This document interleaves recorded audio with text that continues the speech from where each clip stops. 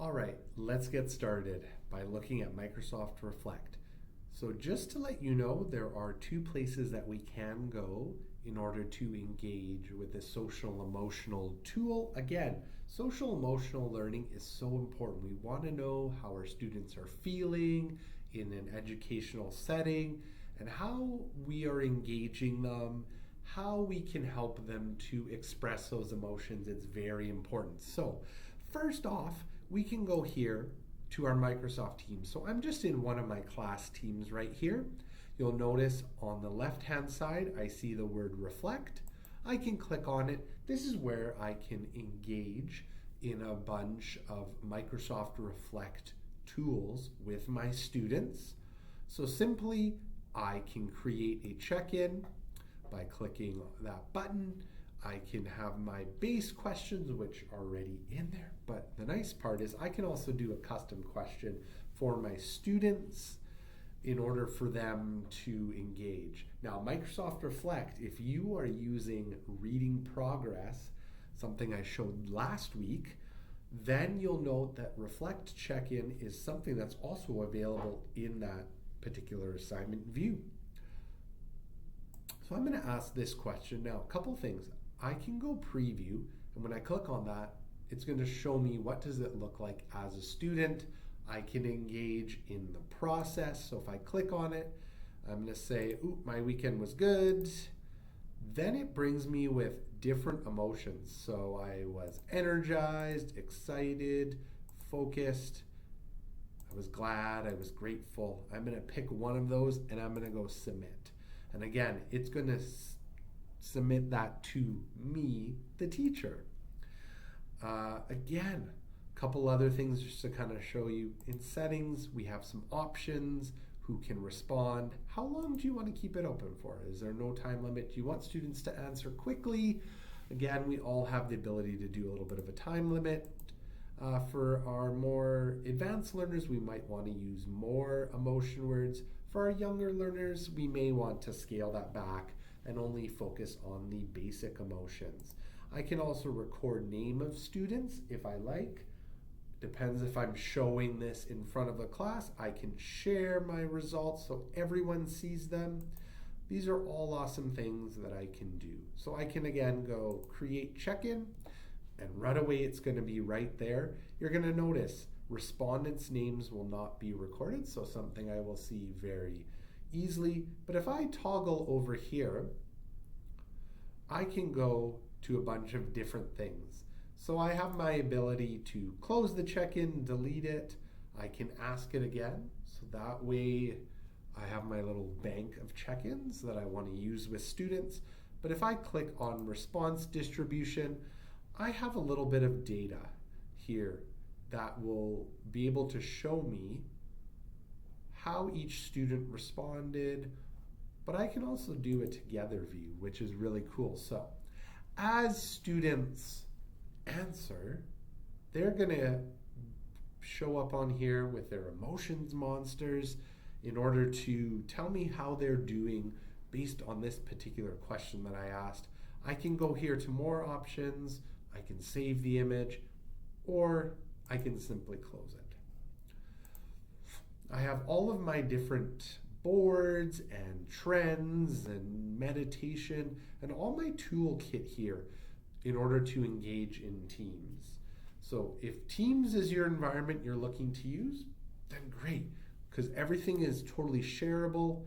It is also easy to put up on your board to engage students with. Now, one thing I do want to show is you may choose to go here to the web version. So all you need to type in is Microsoft Reflect, and it's going to be this very, very first one. So you can click on it, and this site is awesome because it gives you a little bit of a breakdown how to create and some information more about insights and all of the awesome resources and activities that you can do with students.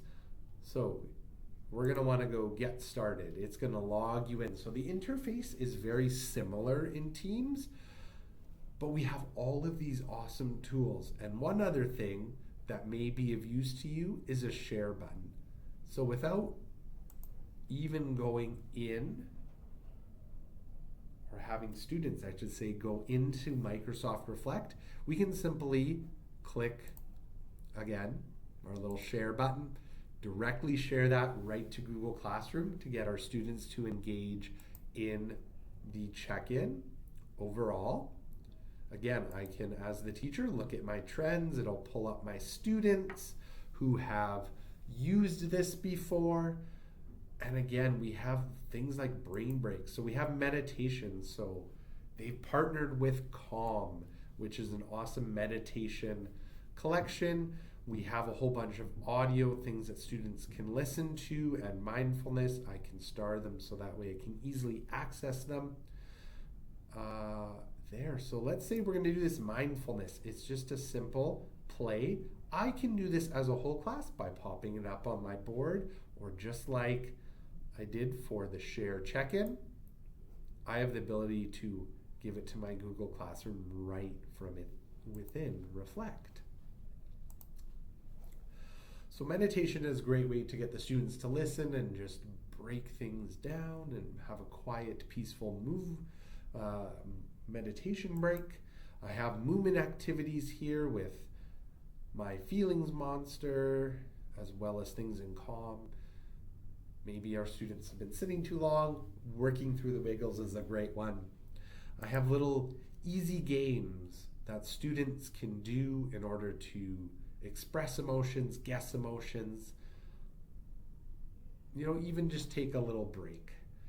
Music is another great one. So sounds for the background, just as you are maybe having them work. And one of my favorites is podcasts. These are awesome because we can have conversations around social emotional learning and integrate that right into the curriculum, into our physical education and wellness curriculum by using these podcasts, getting students to listen and then reflecting on it through whatever medium you want. So there's lots of different ones here, like confusion, frustration to progress, managing anxiety, recharging. These are all awesome ones that I would really suggest. And again, anytime you star something and you click favorites, you'll notice that it'll show up there. So any of these activities in there, as well as Calm, again, this is just going to put the whole collection of Calm resources. This is a tool that's in development, so it is going to change. There's always going to be new things added into it. So I highly suggest either coming here to this reflect.microsoft.com and exploring that, or again, go in through Teams, explore what you need. That's just a quick little information snippet for you on Microsoft Reflect. Looking forward to hearing how you might use this with students. If you have any questions, feel free to reach out to your emerging technology team. Bye for now.